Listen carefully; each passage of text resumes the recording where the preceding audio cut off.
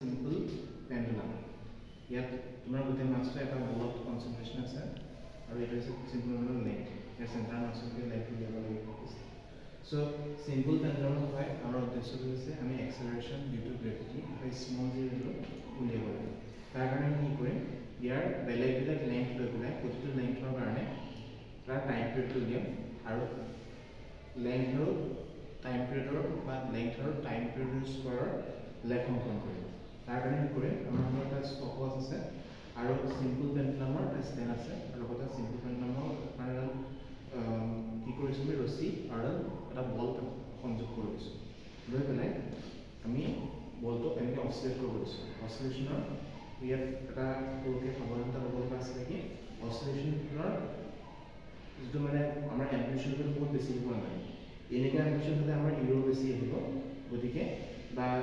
disturbance বেছি আহিব গতিকে আমাৰ অচিলেশ্যনৰ কি হ'ব লাগে সদায় এম্প্লিটিউডটো সৰু হ'ব লাগে এতিয়া যিমানে সৰু হয় সিমানে ভাল কাৰণ আমাৰ চাইনৰ যিটো আপোনাৰ ট্ৰিগোনোমেট্ৰিক চাইন ফাংচনটো নন লিনিয়াৰ হয় যিহেতু চ' স্মল এংগুলত কি লিনিয়াৰ নিচিনাকৈ বিহেভ কৰিব ষ্টপৱাচৰ পৰা আমি 10টা অচিলেশ্যন লৈ লওঁ প্ৰথমতে এনেকৈ ছাপ'জ আমি সৰুকৈ অচিলেশ্যন কৰিব দিছোঁ সৰুকৈ অচিলেশ্যন কৰাৰ পিছত আমি কি কৰিছোঁ যিকোনো পইণ্টৰ পৰা 10টা অচিলেশ্যন লৈ লওঁ 2 3